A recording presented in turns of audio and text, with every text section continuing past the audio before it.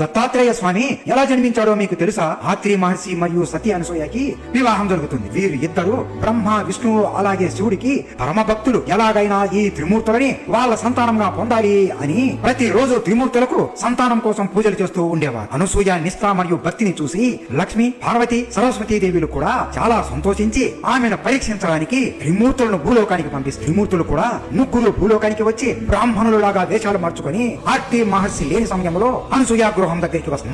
మాకు ఆకలి వేస్తుంది, ఆహారం ఏమైనా పెడతారా అని అనగా, కాళ్ళు చేతులు కడుక్కుని రండి స్వామి, ఆహారం వడ్డిస్తాను అని చెబుతుంది. అమ్మా ఆగు, మాకు చాలా ఆకలిగా ఉంది, కానీ మేము ఒక్క షరతుతో మాత్రమే భోజనం చేస్తాం అని అనగా, చెప్పండి స్వామి, మీకు ఏం కావాలంటే అది ఇస్తాను అని అనసూయాదేవి అంటుంది. మీరు మీ ఒంటి మీద వస్త్రాలు విడిచిపెట్టి నగ్నంగా మాకు భోజనం వడ్డిస్తేనే మేము ఆహారం స్వీకరిస్తాము అని ముగ్గురు అంటారు. వాళ్ళ నోటి నుండి ఆ మాటలు వినగానే ఆమె కళ్ళలో నుండి బాధతో నీరు కారిపోతుంది. కళ్ళు మూసుకొని ఒక్క క్షణం ఆలోచించి ఆమె పతివ్రత శక్తిని ఉపయోగించి మా పార్వతీదేవి అని నామం జపిస్తూ బ్రాహ్మణుడి రూపంలో ఉన్న శివుడిని ఒక చిన్న పిల్లవాడిలాగా మార్చేస్తూ మా సరస్వతీదేవి అని నామం జపిస్తూ బ్రాహ్మణుడి రూపంలో ఉన్న బ్రహ్మదేవుడిని ఒక చిన్న పిల్లవాడిలాగా మార్చేస్తూ, అలాగే మా లక్ష్మీదేవి అని నామం జపిస్తూ బ్రాహ్మణుడి రూపంలో ఉన్న విష్ణువుని కూడా ఒక చిన్న పిల్లవాడిలాగా మార్చేస్తూ, నా భర్త ముందు తప్ప నేను ఎంకెవరి ముందు నగ్నంగా కనిపించను, ఇప్పుడు మీ ముగ్గురు నా కన్న కొడుకులతో సమానం అని ఆ చిన్న పిల్లవాళ్ళ రూపంలో ఉన్న శివుడు, బ్రహ్మ మరియు విష్ణువును తీసుకుని ఒడిలో పడుకోబెట్టుకుని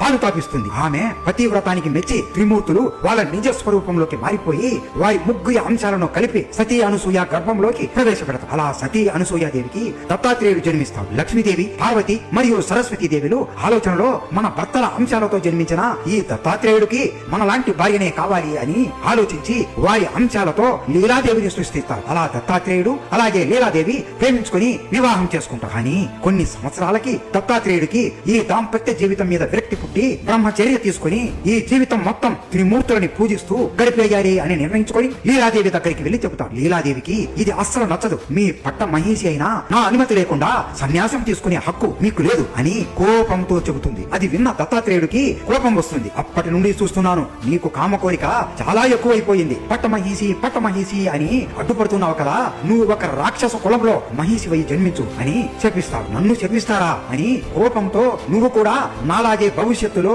ఒక మహిషంలాగా జన్మించి కామవాంఛతో నన్ను వెతుకుంటూ వస్తావు అని చెప్పించి అక్కడి నుండి వెళ్ళిపోతుంది.